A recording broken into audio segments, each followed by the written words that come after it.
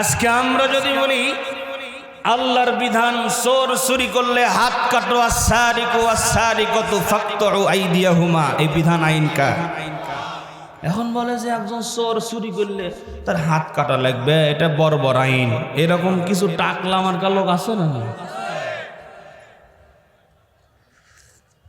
খুব চিন্তা করে দেখলাম, যারা আইন পাশ করবে চুরি করলে হাত কাটো, দেখতেছে যে আইন পাশ হলে আমার আগে হাত কাটা যাবে। কথা কন না ঠিক কিনা? ব্যারিস্টার সম্বন্ধে চিনেননি আপনারা? এইরকম নেতা যদি বাংলাদেশে 15টা থাকতো, সব আউল ফাউল বাউল শিল্পী নেতা সব সাইজ হয়ে যেত। কথা বলেন ঠিক কিনা? আহা, নেতার মতো নেতা হলে মানুষ তার জন্য জীবন দিতে পারে। কথা বলেন না কেন? আর যদি নেতা তুমি সিরা খেতার মতো হও, ইসলামের বিরুদ্ধে অবস্থান নাও, আলেমদের বিরুদ্ধে অবস্থান নাও, তোমার জীবনও জনগণ নিতে পারে। ঠিক না? ঠিক জোরে বলো মুসলমান। কোরআনের বিরুদ্ধে কথা বলো, আলেমদের বিরুদ্ধে গান গাইতো এক আপা, নাম হলো মমতাজ। আল্লাহ গো, খেলাটা আল্লাহ দিছে। কথা কন না ঠিক না? ঠিক।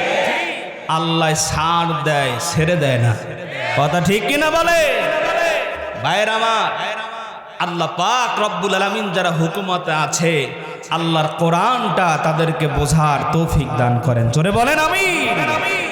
ভাইয়ের আমার, আজকে যদি কোরআনের আইন আমাদের দেশে থাকতো, কোরআনের শাসন আমাদের দেশে থাকতো, আমি একটা কথা প্রায় মাহফিলে বলি, আল্লামা কোরআনের পাখি আল্লামা দেলোয়ার হোসেন সাঈদী 13টা বছর অন্ধকারের মধ্যে থেকে তার জীবন দিতে হতো না। ঠিক কিনা? জোরে বলো মুসলমান।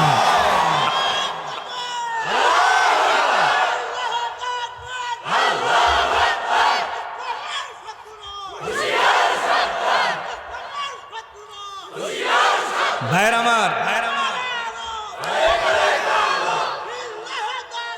ভাইয়ের আমার, খেয়াল করেন, আজকে আমাদের সমাজে চোর, বাটপার, ডাকাত, খুনি, অপরাধী বুক ফুলে সমাজের মধ্যে ঘুরে বেড়ায়, আছে না নাই?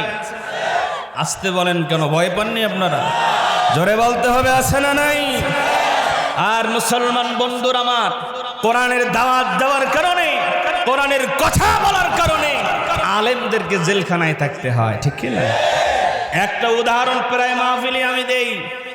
অনেকেই আমার যারা পরিচিত শ্রোতা, মসজিদে বয়ান শুনে, আশেপাশের মাহফিলেও বয়ান শুনে, তারা শুনেছেন। উদাহরণটা কি বলবো? এলাকার মধ্যে কাউয়া চিনেননি? কাক কাক।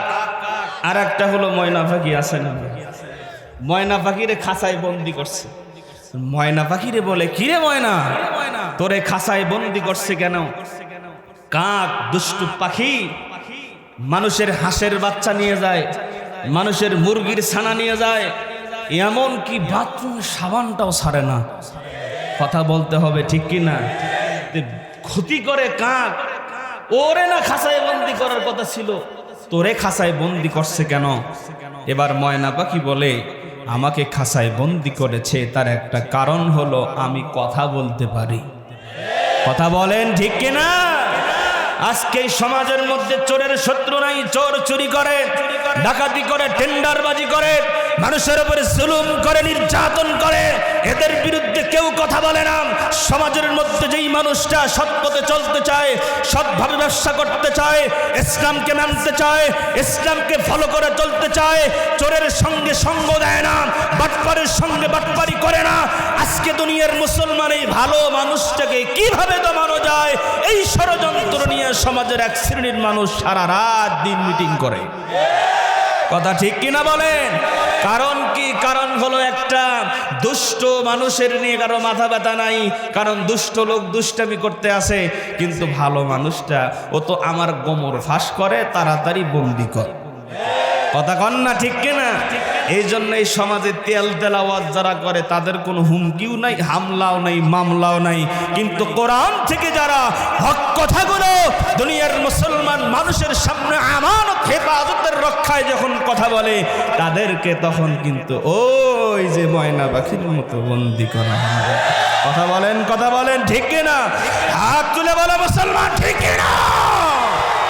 এটাই বাস্তবতা। আপনি আকাম করবেন, কুকাম করবেন। আহা, আমরা দেখেছিলাম আমাদের বাংলাদেশে একটা বেশ্যা আছে, নাম হলো পরিমণি।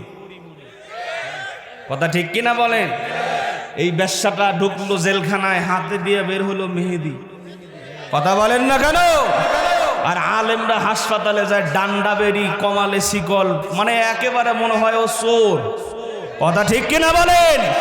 আজকে যারা আইন পাওয়ার পরে যারা আইনের অপব্যবহার করছো, শুনে রেখো মুসলমান, এই দিন দিন নয়, আরো দিন আসে, এই দিন নিয়ে যাবে সেই দিনের কাছে।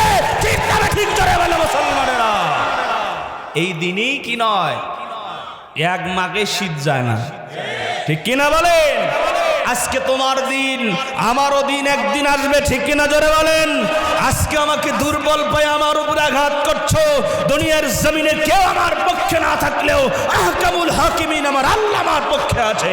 ঠিক কিনা জোরে বলো মুসলমান? ঈমানকে মজবুত করে সামনে অগ্রসর হও। ভয়ের কোনো কারণ নাই, টেনশনের কোনো কারণ নাই। আকাশে যত মেঘ জমবে, বৃষ্টি তত তাড়াতাড়ি নামবে। ঠিক কিনা জোরে বলো মুসলমান? এই জন্য বক্ষে ঈমান ধারণ করে যুবক ভাইয়েরা সামনে অগ্রসর হতে হবে। বিজয় মুসলমানদের হবেই হবে, হবেই হবে, হবেই হবে। ঠিক না ঠিক জোরে বলেন?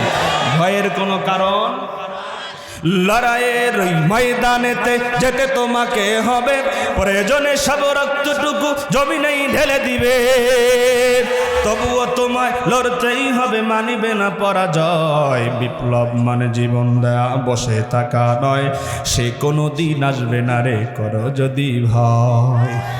আসবে বিজয়, রক্ত আর জীবনের বিনিময়, আসবে বিজয়, রক্ত আর জীবনের বিনিময়। বিপ্লব মানে জীবন দেয়া, বসে থাকা নয়, সে কোনো দিন আসবে না রে, করো যদি। কোথা হতে কোন ভিনদেশি শকুন আমার দেশে এসে সেবার নামে বসলো জুড়ে মির্জাফরের বেশে। কোথা হতে কোন ভিনদেশি শকুন আমার দেশে এসে সেবার নামে বসলো জুড়ে মির্জাফরের বেশে।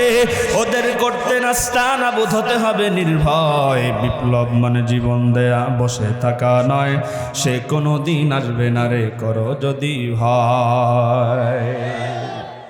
দুনিয়ার মুসলমান, তো আমি বলতেছিলাম জিকির শব্দটা কয়টা অর্থে ব্যবহৃত হয়েছে? 5 নম্বর অর্থ হলো, আল্লাহ বলেন জিকিরের অর্থ হলো আমার বিধান। এরপর 4 নম্বর, 5 নম্বর হলো ফাযকুরুনি আযকুরুকুম। ব্যাখ্যা করতে গেলে অনেক সময়ের দরকার। আল্লাহ বলতেছেন যে তোমরা আমি আল্লাহকে স্মরণ করো, আমি আল্লাহও তোমাদেরকে স্মরণ করব। এখানে জিকিরের আরেকটা পেজ খুলে দিয়ে যাই, নাইলে আবার বলবেন হুজুর তাইলে কি সুবহানাল্লাহ, আলহামদুলিল্লাহ, লা ইলাহা ইল্লাল্লাহ এগুলো কি? জিকির স্মরণ করা 2 রকম। মুফাসসিরিনে কিরাম বলেন যে ইবাদত করলে, নামাজ পড়লে আল্লাহর স্মরণ হয় কি হয় না, এটাও জিকির। এটা হলো শারীরিক জিকির। আর একটা জিকির হলো জবানি জিকির, সুবহানাল্লাহ, আলহামদুলিল্লাহ, লা ইলাহা ইল্লাল্লাহ। আমরা পড়ি কি পড়ি না? এই জবানি জিকির জবান দিয়ে করব, আর শারীরিক জিকির নামাজ সহ অন্যান্য ইবাদত, যে ইবাদতগুলো যেইভাবে করা দরকার সেইভাবে করার নামও জিকির। দুনিয়ার মুসলমানেরা, আল্লাহ পাক আমাদের সবাইকে সদা সর্বদা জিকিরের হালতে থাকার তৌফিক দান করেন, আমাদের ঈমানকে মজবুত করে দেন। জোরে বলেন আমিন।